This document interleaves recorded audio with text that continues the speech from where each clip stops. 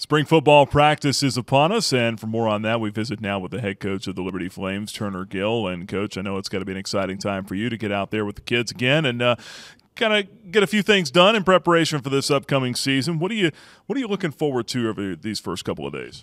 Well, I think the first couple of days here, we're just trying to get a little bit more fine-tuned. We changed some terminology on a few things of that nature, trying to get things done a lot quicker. Our communication, offense and defense. So that's the biggest thing, is just communication-wise on what we're trying to get accomplished on the defense, is getting lined up and then doing what they need to do. And on the defense side of the ball, I think we want to make sure that we can get off blocks a little bit better.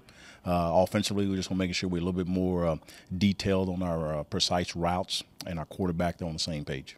As you went through the offseason and kind of analyzed things coming into spring ball, what do you really look at as far as, we need to work on this thing or that thing? Well, I think the biggest thing on the defense side of the ball here, we just want to make sure as we get through the 15 practices that we have, we want to say at the end of the day that every single player get better at a certain craft. We want to be specific in trying to get each individual player better. On the offensive side of the ball, we're just trying to make sure we find some guys here and here that can play. We hope we can find I would say 10 or 12 guys that we don't know much about. Again, some redshirt guys that we're going to be able to play, some guys that didn't play a whole lot. So those are kind of things that we're looking forward to as before we get in the offense and defensive side of the ball. Special teams-wise, we pretty much have everybody back. We got our long snapper back, our punter, and our kicker back and all that. So I think we're in pretty good shape. They just need to get better at everything they do. When you make a schedule for spring practice, what goes into that? What's your thought process? Well, I think the biggest thing was trying to decide how we want to do it as far as how many days we want to give them off.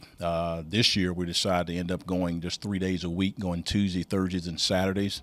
I just thought maybe it'd help us out from the injury standpoint and bumps and bruises that may happen if you go back-to-back days. So we're going to go 5 weeks, and out of 3 days there a week, just about, we will have 2 or 3, actually 3 practices after our spring game. So we'll have 3 more days there, an opportunity to get some more things to work on at that time. So you go into all that is we are a little bit banged up. Some guys there that had some surgery in the off season and all those type of things. But other than that, we're going to get after and trying to get those guys better who hadn't had a whole lot of reps last year, particularly a whole lot of redshirt guys. Does that allow you to go a little more intense there as well with not going back-to-back days? Well, that does help. There's no question about that. Again, you got all the rules and regulations that are going on there, so you can only have so many days that you can go live as far as tackling and contact. So we won't do necessarily a whole lot of live plays per se. You use the term a little bit of thud. You hear those kind of things. So it really will be a whole lot of taking down as far as tackling. But we'll definitely have some intense opportunity to present itself and see guys who can perform under the fire.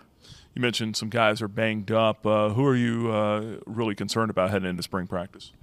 Well, I'm not concerned about anybody. When I say concerned about, I guess it would be somebody that I'm thinking is going to miss out in the fall season. So right. I think a lot of times we're precautionary a little bit there, and some guys had some surgery that's going to take a little bit longer for them to heal up. And so I'm not concerned about anybody, particularly when I'm saying in the fall that they're not going to be available to be ready to go at that particular time. So we'll have a few guys that will be banged up and be out. But, again, it gives a lot of other people opportunity to fine-tune their crafts. Do you anticipate anyone missing spring practice altogether? Yeah, we're going to have quite a few guys there. Joanna Wells will be a guy there. I actually got a list of guys there, so I'm probably going to miss out quite a few of those guys that may not participate and have people just to check out our injury report there that we have as far as on our depth chart, and they can see it at that particular time. When you look at the depth chart, I mean, really not a whole lot of changes this year. I know we had talked back on signing day about Stephon Masha, and now he's at tailback. Just take us through the thought process on how to best utilize his athleticism. Well, we're still trying to find out and search. We'll know at the end of spring football practice, I think, a lot better. We've talked about receiver. We've talked about running back, and who knows, he could be a little bit of quarterback too as far as all that goes. So, again, he has some great experience, obviously, at the quarterback play. He's played quite a bit of reps. We feel like that he could be a little bit better at the running back position for his skill set. And then we have an opportunity to see what he can do, and being also a receiver at the running back spot. So he could be a multiple guy, but we're going to have him as a running back and could branch out to receiver too.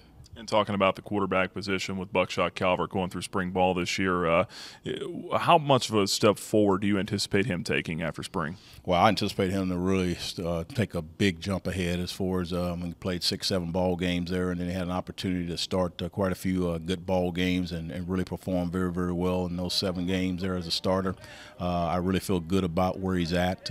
He's really improved. He's gotten a little bit bigger.